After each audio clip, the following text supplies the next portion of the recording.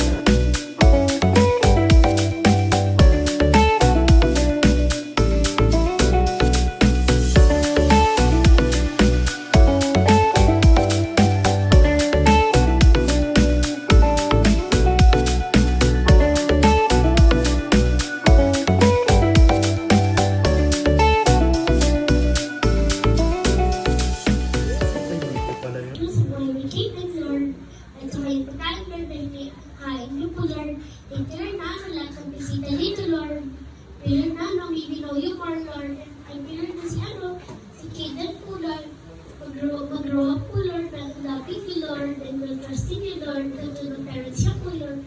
And I pray, Lord, na marami po siya ma-bless, Lord, and pray, Lord, na magiging future leader din po siya, Lord, and pray, Lord, na and bigyan niya po siya magandang future, Lord, at sa family mo po, Lord. As for the people here, Lord, thank you, Lord, na they're here for kingdom, Lord. And thank you, Lord, na I pray, Lord, may bless na po sila, Lord. I pray, Lord, na may be with us all, in Jesus' name, amen.